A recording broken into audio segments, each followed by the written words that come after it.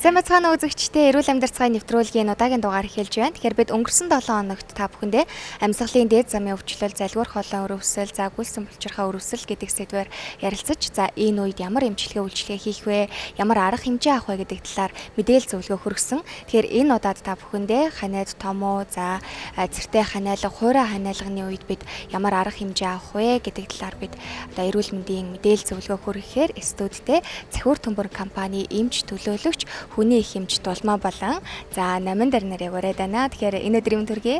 Баярлалаа. Тэгэхээр энэ өдрийн мэндийг хүргэе.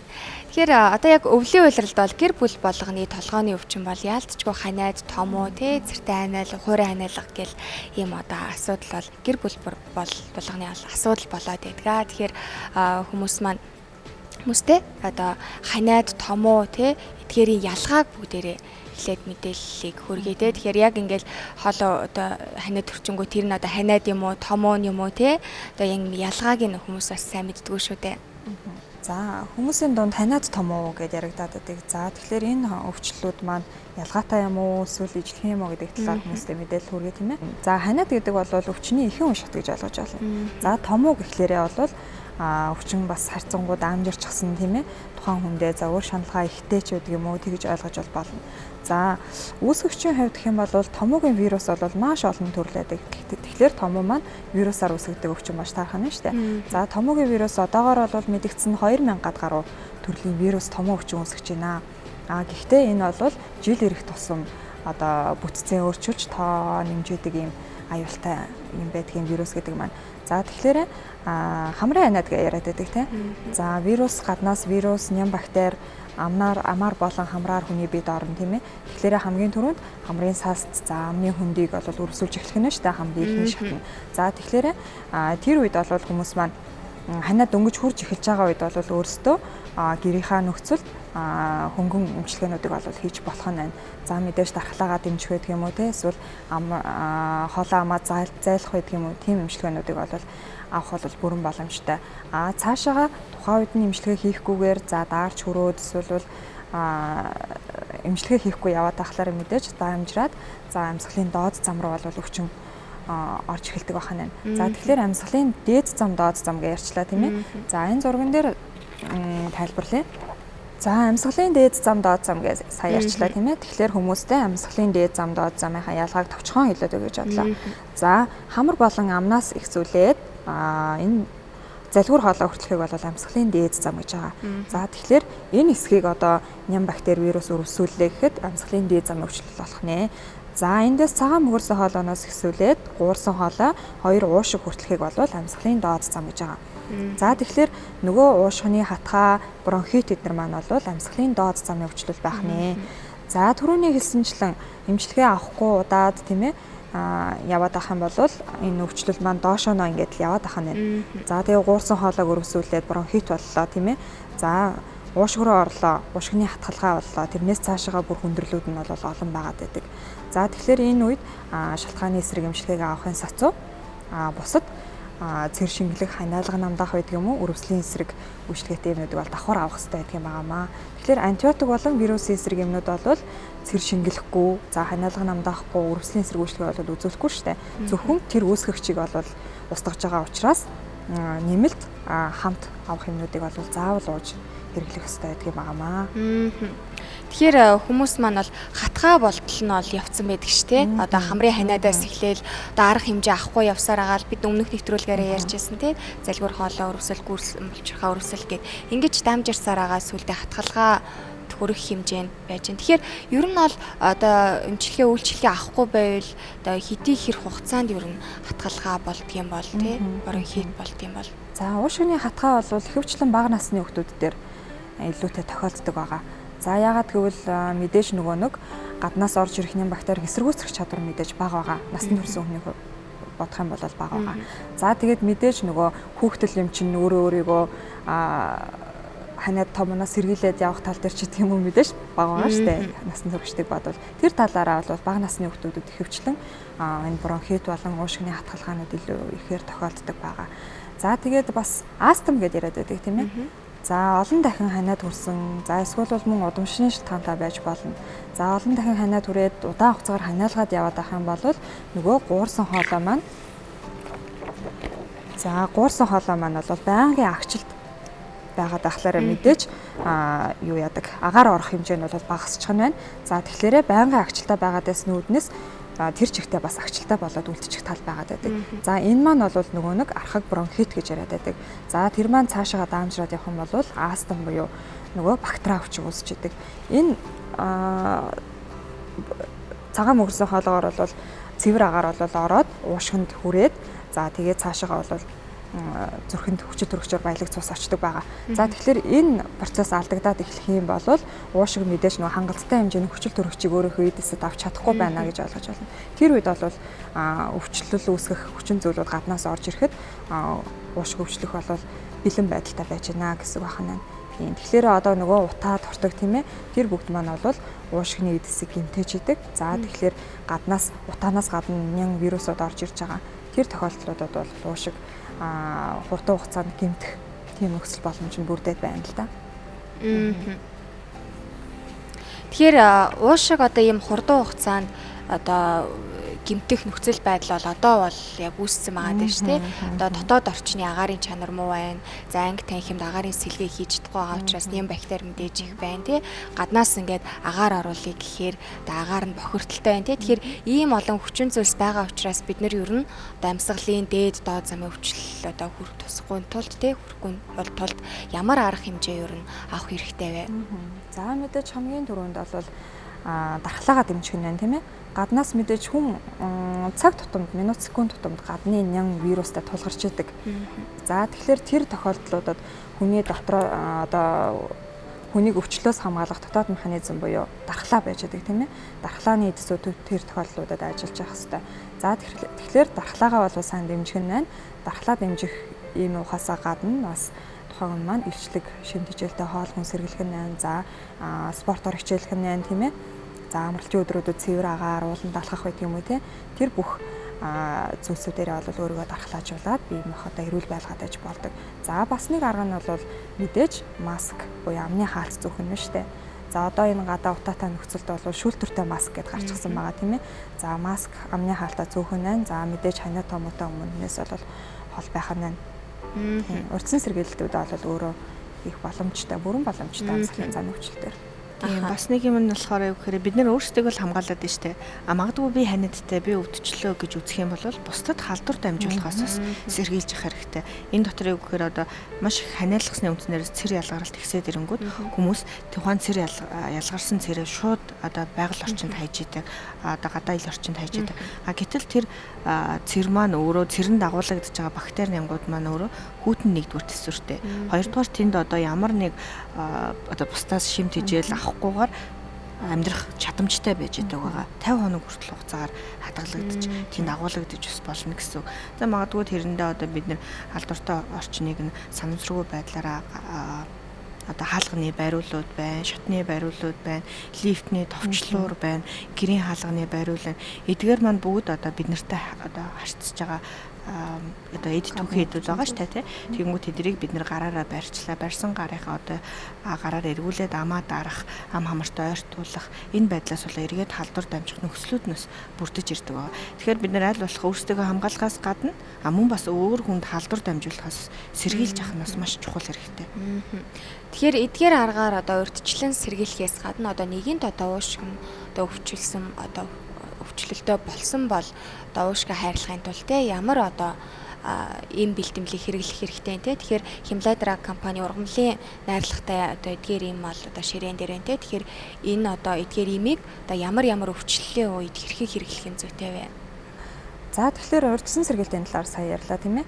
За одоо тэгвэл тухайн хүн маань нэгэнт амьсгалын замын өвчлөлт өвдчихсэн тохиолдолд ямар эмчилгээ авах вэ гэдэг талаар ярилцъя. За тэгэхээр энэ зурган дээр бас тайлбарлая. За энэ бол ингээд уушиг харагдаж байна тийм ээ. За уушгинд ингээд цагаан мөгөрсөн хоолой маань хоёр салбарчсан байна. Энэ бол гуурсан хоолой буюу бронх гэж нэрлэдэг. За тэгээд гуурсан хоолойноос энэ жижиг үзүүр хүртэл явсныг нь бол уушгины хамгийн бага нэгж буюу цуцсан гэж нэрлэдэг байгаа юм. За тэгэхээр энд бол агаарын солилцоо явагдаад цус руугаа хүчил төрөгчөөр баялаг цус болов шимэгдэж орж явах хэрэгтэй байдаг. За гэтэл энэ бронх болон буюу энэ уушгины гуурсан хоолой байна шүү дээ тийм. Энэ маань өрөвсөд өвчлөлт үрдчихсэн байвал яах вэ гэдэг зургийг энэ дээр томруулан харуулчихсан байна л да. За энэ бол өвчлөлтчихсэн гуурсан хоолой байна. За ингээд харах юм бол ингээ хан зузаарчихсан, өрөвслийн процесс явагдчихсан. За дотор нь ингээд нөгөө гэмтсэн эдэсүүдээс ялгарч байгаа шүүрлүүд ингээ хуримтлагдчихсан. За тэр шүүрлийг бол цэр гэж бас ойлгож болно. За тэгэхээр цэр ингээ удаан хугацаанд уушгинд за гуурсан хоолойд хуримтлагтаад байгаад байх юм бол цаашаага нөгөө уушгины хатгалгаа байдаг юм уу те. За бүр цаашаага уушиг хүн дээр өвчлсөн тохиолдолд амьсгалын нутагталд орох тийм аюулууд бол нүүрлж идэг. За тэгэхээр энэ дээр бас аав ээжүүдтэй нэг анхааруулад хэлэх зүйл байна л да. За 2-оос доош насны хүүхдүүдэд бол цэр ховлох юмыг өгөх бол заалт байдаггүй юм аа. За яагаад вэ гэхлээр за эндээс ингээд цэр ховлох юм уугаад хангалттай хэмжээний цэр хохорчихлаа тийм ээ. За насан турсан хүн бол ханиалгаач байдаг юм уу өөрөө цэрээ гадагшлуулах боломжтой. Гэтэл хүүхэд бол тэгэх чадваргүй байдаг учраас нөгөө хохорсон гарахад бэлэн болсон цэр маань гадагшлахгүйгээр энэ уушгиндаа ингээд удаан хугацаар хадгалагдаад байна гэсэн үг. За тэгэхээр уушгигаа гэмтээгээд уушгины хатгалгаа өвчин үүсэх тохиолдлууд үүсдэг. Тэгэхээр аав ээж маань буруу эмчилгээ сонгосноосоо болоод хүүхдийнхээ өвчлөлийг өөрсдөө хүндрүүлээд байдаг байгаа. Тийм. Эмчийн зөвлөгөө авалгүйгээр ийм дур мэдэн бол өгч болохгүй байх нэ. Ялангуяа цэр хохлох юмыг бол бага насны хүүхдэд бол өгч болохгүй шүү гэдгийг бас давхар сануулж хэлмээр байна. За тэгээд эмчилгээнд дээр бол за мэдээж үүсгэгчийн эсрэг эмчилгээ антибиотик байдаг юм уу, вирус эсрэг эмчилгээ авах нь байна. За давхар бол за ялангуяа бага насны хүүхдүүд дээр хүүхдийн өвчний цогц менежмент дээр бол хоргүй зөөлөн эмээр эмчлээч гэсэн уриалга байдаг. За тэгэхээр нөгөө ургамлын гаралтай байдаг юм уу те хүүхдүүд хор аюулгүй, химийн найрлаггүй юмыг бол нөгөө шалтгааны эсрэг эмчилгээтэйгээ хамт давхар авал илүү үр дүнтэй байдаг юм аа. Тэгэхээр ургамлын найрлагатай эдгээр имийг одоо энэ хүү одоо өвчлөлийн үед хэрхэн хэрэглүүл зүйтэй вэ? За Гимладра компаниас бол уушгины эмчилгээнд бол Кофлет Диаков гэдэг хоёр сироп хэлбэртэй эмийн бүтээгдэхүүнийг үйлдвэрлэсэн байдаг. За Кофлетийн хувьд бол 25% цэвэр зүгийн балтай өрөвслийн эсрэг үйлчлэгээ үзүүлдэг ургамлын найрлагатай бүтээгдэхүүн байгаа. За энэ дотор нь орсон найрлаганд орсон ургамлууд нь болохоор гол үйлдэлүүд нь бол амьсгалын замын салстын цочрлыг бууруулах, цэрийг ховхолж өгөх, тэнд явагдаж байгаа өрөвслийг бууруулах үйлчлэгээтэй ургамлууд бол орсон байж байгаа. За тэгэхээр юу гэхээр уушгинд явагдаж байгаа өрөвслээ бид нэр Кофлетийн маань үзүүлчих нь байх нь нэг үлдсэн, хоёр дахь үлдсэн цэрээ авахлаад өгчих нь байна. Дээр нэмээд салстын цочрлыг маш сайн бууруулж өгдөг. Ингээд ирэхээр Кофлетийн маань эмчилгээний идэвх нь бол нэг дор 3 үлдлийг зэрэг авах боломжийг олгож өгч байгаа гэсэн үг.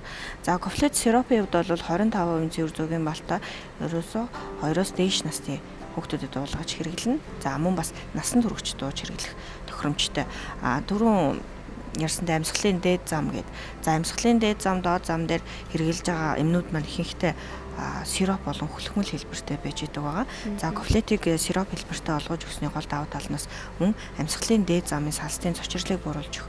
Одоо бид нар шингийн хэлбэртэйгээр ууснараа тэнд шимэгдэлт маш сайн явагдах, тэнд байгаа салстын цочрлыг бууруулах үйлдэл үзүүлж өгч байгаа. За тэгээ Кофлет зүгийн бал агуулсны бас нэг давуу тал нь болохоор зүгийн бал маш өндөр идэвхтэй биологийн хим нэгдэл байгаа. Биологийн нэгдэл байгаль дээрээс гаргаж авсан маш том зүгийн бал шингэн алт гэж нэрлэгддэг.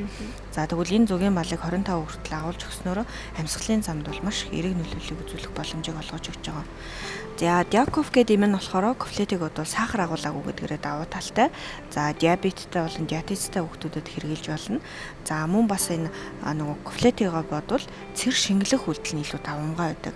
Цэрний хохролт бол илүүтэйгээр авъя гэвэл Кофлетийн ухна нь цэрээ илүү шингэлж өгье. Бага насны хүүхдэд сонгож хэрэглэж байгаа гэвэл Диаковын сонгол илүү тохиромжтой байгаа. За мөн бас диабеттэй хүмүүс арай зөөлөн үйлчлэгийг одоо зөөлөн цэр шингэлэх үйлчлэгийг авах зорилгоор хэрэгжилж болно. За тэгээ сироп хэлбэртэй байгаа учраас шимэгдэлт бол маш сайн явагдана. За ямар нэг байдлаар хотоо зочрох болоо бусад эргэтийн систем нөлөөлөл байхгүй гэдгээрээ давуу талтай байгаа. За тэгээд эндээ бол одоо цэртэй хуурай ханиалгаж байгаа альч тохиолдолд хэрэгжилж болно. За хэрвээ цэрний ялгаралт их шаардлагатай байгаа ханиалга байх юм бол Кофлет Диаков хэрэглэх нь. За хуурай ханиалгаад хоолой зураад байна. Эсвэл нэг хоолой захтнаад байна гэж хүмүүс айгүй хэлдэг. Яг тэр ханиалгуудын үед бол Кофлет Диаковыг хэрэглэхэд маш тохиромжтой бүтээгдэхүүн байна. За түрүүн хэлсэнчлэн 2-оос доош насныханд цэр хохлох юм эмчийн заалт өгч болохгүй гэж ярьсан тийм ээ. За тэгвэл гимназийн юм дээр бол за тэгвэл 2-оос доош насны хүүхдүүдэд цэр авахлах ямар юм өгөх юм бэ гэдэг асуулт гараад ирнэ тийм ээ. Цэртэй ханиалгаад байвал тэр хүүхдүүдэд юу өгөх вэ? За Диаков гэдэг гимназийн юм байдаг. Диаковын маань 6 сараас дээш насны хүүхдүүдэд өгөх заалттай. За тэгэхээр энэ юм маань өөрөө өтгөрч өгсөн байгаа цэрэг шингэлэх үйлчилгээтэй. Хохлон гэхээсээ илүү шингэлэх үйлчилгээ нь илүү давмгаалчихсан байдаг. За тэгэхээр нөгөө бага насны хүүхдэд өтгөрчгсөн цэр байгаад байдаг. Тэрийг өөрөө нөгөө гаргаж чаддгүй учраас удаан хадгалагдаад байвал аюултай гэж яриад байгаа тийм ээ. Тэгвэл тэр цэрийг шингэлэх замаар ялгаруулж болно. За шингэрчгсэн байгаа цэрийг хүүхэд залгаад хоол босруулах замаар багастай өтгөнтэй хамгаалагдах бас нэг юм арга болж идэг. За тэгэхээр Диаков юм бол маш том давуу талтай. За химийн найрлагатай цэр шингэлэх юм бол одоогоор ерөнхийдөө ховор байдаг. Тийм. Тэгэхээр хүүхдийн практикт бол цэрийг ховлох шингэлэх тал дээр бол Диаков имийг сонгол хамгийн зөв сонголт болно гэж хэлж байна. Тэгэхээр эцэг эхчүүд маань бас эрүүл мэндийн боловсрал муутайгаас шалтгаалаад хүүхдээ буруу юм сонгох явдлаас их байдаг те. Тэгэхээр үзэгчд маань бас зөв мэдээлэл зөвлөгөөг авж байгаа хаа гэж бодож байна. Тэгэхээр мэдээж хүүхэд бол эцэг эхийн тойл гэдэг шиг хүүхдээ эцэг эхийн хүүхдтэй юу өгч जैन те юу одоо идүүлж जैन одоо хэрхэн хүүхдийнхаа эрүүл мэндэд анхаарч जैन гэдэг нь л одоо хүүхдээр нийлэрх учраас эцэг эхчүүд маань бас энэ мэдээллийг авч байгаа хаа гэж бодож байна. За одоо энэ зурган дээр харагдчихээн л та бид нэр цэр авахлах цэр шингэлэх юм бэлтгэл хэрэглэнэ гэл те. За тэгэхээр юу гэхээр Ковлет Яков хоёр маань гол үзүүлж байгаа үйлчлэг нь болоод ирэхээр за одоо энэ дээр энгийн бронхын одоо гурс олон бронх байна. За тэгвэл энэ гурс олон бронх маань ингээд агаар чөлөөтэй орохоор диаметр нь том байгаад байгаа. Тэгэхээр энүүгээр одоо агаар чөлөөтэй урсж байжгаад нөгөө өвчлөөд ирэхээр өвчлөнтгий байдал маань болоод ирэхээр салст нь өрөвсөд цочроод юм хөнгө байдалтай болж ирдэг. Дээр нэмээд өрөвсөл их явагдаад байхаар шүүрлийн ялгаралт ихсээд тэнд байгаа нөгөө уул нь бол ингээд нөгөө цэр бол тэнд явагдаж байгаа салст бол ямар нэг байдлаар чиглэг байдлаар биднийх орлоо шүлсэх юм да тий шүүрэл ялгаралт бол явагдаж явах хэвээр. Тэгэхээр шүүрэл ялгаралт явагдаж байгаа үедээ бидний энэ салстын дотор талд байгаа юм намраа хучуур идүүд байдаг. Тэгэхээр хучуур ид нь одоо хөдөлгөөнтэй байнгын хөдөлгөөнтэй. Тэгэхээр юу гэхээр салстаа хит их хуурай байлгахгүй зорилгоор тэр бол агшиж тэлж байгаа шүү дээ тий. Тэгэхээр тэр үйлдэлээ ингээд хангах зорилгоор чийг нь бол хангаж өгч идэг. Гэтэл өрөвсөл явагдаад их хэмжээний одоо тэнд шүүрэл ялгараад ирэхээр тэр намраа хучуур идийн хөдөлгөөнийг удаашруулад ирдэг. Ингээд ирэхээр хучуур идийн хөдөлгөөн удаашраад ирэхээр тэнд нөгөө салстад цэр гэж нэрлээд байгаа бидний хит их шүүрэл өрөвслийн шингэнтэй хит их шүүрлүүд маань хоримтлагдах боломжтой байж байгаа байна. Тэгэхээр юу гэхээр Ковлет Яков имийг маань хэрэглэснээрээ юу гэхээр энэ салстынхаа цочрлыг бууруулж өгнө. Тэгэхээр энэ хөнгө байдлыг багасгаад өгч нь хоёрдугаар болохоор энэ ялгараад гарцсан байгаа энэ өрөвслийн шингэнийг хурдан хугацаанд хучуур идийн хөдөлгөөнийг сайжруулах хурдан гарах боломжийг хангаад өгчөж байгаа. Ингээд ирэхээр эргээд хэвийн байдалтай орох боломж нь бол маш хурдан хугацаанд байдаг. Магадгүй одоо зарим хэрэглэгч нар дунд маань юм байдаг. Ковлет уугаад эхэлсэн чинь ингээд миний ханиалга нэмэгдээд байна. Илүү их ханиалгаад байна. Диаков уулгаад эхэлсэн чинь хүүхэд маань илүү их ханиалгаад байна гэх тохиолдлууд байдаг. Бидний бие махбод бол рефлексээр буюу ханиалгах байдлаар цэрийг гадагшлуулж идэг. Тэнд болохоор ингээд огцом агчлалт явагдаж, тэлэлт явагдсны үндсэн дээрээс бас хучуур идэх үйл ажиллагаа маань сайжирч, тэнд цэрний гаралт хохиролт нэмэгдэж ирдэг байгаа. Тэгэхээр Ковлет дуусны дараа нэг 3-5 хоног ханиалгалт нэмэгдэж байна гэдэг маань илүү их цэрний гаралтыг бас сайжруулж өгч байгаа. Аажимдаа 5-7 хоногийн дараагаас ханиалгах давтамж нь мэдэгдэхүйц буураад зовөр нь илт багасаад ирнэ. Тийм үйлчлэгийг бол үзүүлдэг байгаа. За тэгээд бас нэг хэлэх мэдээлэл болоод ирэхээр бидний даг нэг зүйл нь үхээр харшлын гаралтай ханиалга гэж нэрлэдэг байдаг. Энэ нь үхээр ихэнхдээ нэг юм хоолой сэрүүлсэн, хоолой хатсан, аргасан, ялангуяа шөнийн цагаар илүүтэйгээр их ханиалгаад байдаг. За ийм тохиолдолд илэрж байгаа үед бол энэ харшлын шинж тэмдэг илүүтэйгээр гарч ирж байгаа буюу бие махбодоос нөгөө хариу урвал үзүүлж байгаа нэг ханиалгын нэг хэлбэр юм л да. Тэгэхээр энэ харшлын шин чанартай ханиалга байгаа гэх юм бол бид нар харшлын эмчилгээг авч байгаа нь бас зүйтэй байгаа. За тэр харшлын эмчилгээнд манайхаас бризол гэдэг имийг хэрэглэгчийн гар дээр хүргэж байгаа. За энэ мөн сироп шахмал хоёр хэлбэртэй, насанд хүрэгчд нь шахмал хэлбэртэйг нь хүүхэд нь сироп хэлбэртэйг нь авах тохиромжтой. За тэгэхээр бризол, ковлет гэдэг хоёр юм маань юу гэхээр бид нар нэг талдаа харшлын эсрэг эмчилгээ ялангуяа хуурай ханиалган дээр ярьж ин л да. Хуурай ханиалга байх юм бол тэнд цэрний гаралт муу байгаа, цэрийг хохлох үйлдэл муу байгаад цэрний гаралт муу байх юм бол ханиалга нь байж болох нь. Хоёрдугаар болохоор харшлын шин чанартай гадаа байгаа одоо агарын бохирдол, утай өвнөр, тоосонцор бидний агарын орчинд байгаа эдгээр одоо харшлах буюу бие махбод хариу урал үзүүлж байгаагаас гарч ирж байгаа нэг бас танилцгын хэлбэр байж бас болно. Энэ тохиолдолд та бүхэн цэр авахлах, цэр шингэлэх хэмээн бризол буюу харшлын сэдвэнтэйгээ хамт ууж болно. Ялангуяа би бол зөвлөгөөд нөгөө шүний ханиалга ихтэй шүний илүүтэйгээр ханиалгаж байгаа хүмүүс байх юм бол бризолыг бас хамтдаа хэрэглээрэй гэж зөвлөмөр байна. Тэгэхээр ямар тунгаар хэрхэн хэрэгэлдэг бол тэгэхээр имийг? За кофлет Диакофе хувьд болохоор хүүхдэд бага насны хүүхдэд бол нэг цайны албаар өдөрт 2-3 удаа насанд хүрэгчд бол хоолны халбаар өдөрт 3-4 удаа ууж хэрэглэнэ. За тэгээд цэрний гаралтай маш сайн ажиглана. За мэдээж хэрэг энэ маань цэр хоглох юм учраас 18 цагаас хойш аль болох уухгүй байхыг зөвлөж байна. Ягаад гэвэл нөгөө цэр хоглох юм уунгууд хүн ингээд амархаар хөвтөд унтах тохиолдолд бие махбодод эсүүд ингээд 50 байдалд шилждэг. Яг энэ цаг хугацаанд юу гэхээр нөгөө амьсгалын замд байгаа хүчээр амьсгалын замд байгаа эд эсүүд маань нөгөө цэрнийхээ үйл ажиллагааг дэмжих, эмийнхээ эмчилгээний идэвхийг авах одоо илүүтэйгээр гарч ирж ханиалгалт нэмэгдэж эхэлдэг. Ингээд ирэхээр нөгөө шүн ханиалгалт нь ихсдэг байгаа.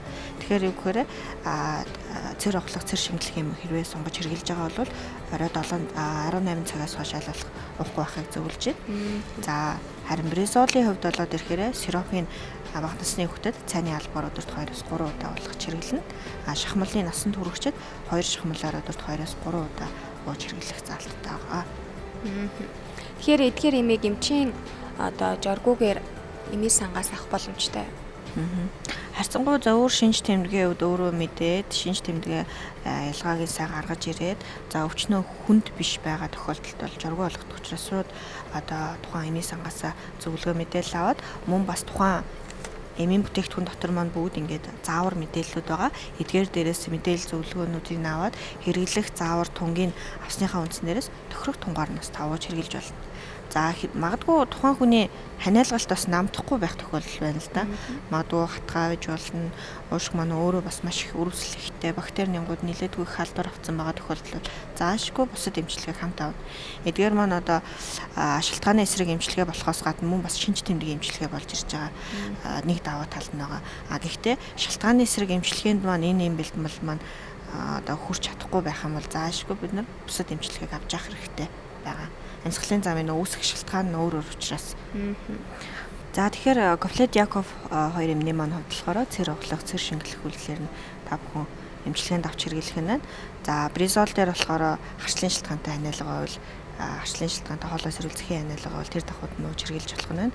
За мөн бас одоо агаарын бохирдол, тамхины хэрэглээ байгаа эднэртэй холбоотой одоо архаг бронхит гэж бас бид нэрлэдэг тийм. Архаг бронхит, астмын шин чанартай ханиалгууд байх юм бол бризол эмчилгээг бас бризол гэдэг эмэмлэлийг бас сонгож хэрэглэж болно. За тэгээд эдгээр бүтээгдэхүүн нь бүх эмийн сангуудаар худалдаалж байгаа хэрэглэгч та бүхэн доорх гарч байгаа утсаар мэдээлэл зөвлөгөөг авах болон мөн бас эдгээр бүтээгдэхүүний дотор нь байгаа заавартай танилцаад бас эмчилгээндээ хэрэгжилж болно. За тэгэхээр студид маань хүрэлцэн ирж амьсгалын дээд замын өвчлөлийн талаарх мэдээллийг за энэ өвчлөлийн үед одоо ургамлын найрлагатай амийг хэрхэн хэрэглэх вэ гэдэг яг эрүүл мэндийн одоо зэгцтэй мэдээлэл зөвлөгөө өгсөн та хоёрт маш их баярлалаа. Ажлын амжилт хүсье. За баярлалаа. За тэгэхээр үзэгчдээ эрүүл амьдрал цай нэвтрүүлгийн удаагийн дугаараар бид амьсгалын доод замын өвчлөл, за хуурай ханиалга, цэртэй ханиалганы үед Химлай Драг компани ургамлын найрлагатай эмийг аль эмийг нь сонгож хэрэглэх вэ, ямар үйлчлэгээ үзүүлдэг вэ гэдэг мэдээллийг та бүхэндээ хүргэлээ. Тэгэхээр энэ удаагийн дугаар энэ түрээд өндөрлөж байна. Дараагийн нэвтрүүлгээр ирэх уулзлаа. Баяртай үзэгчдээ.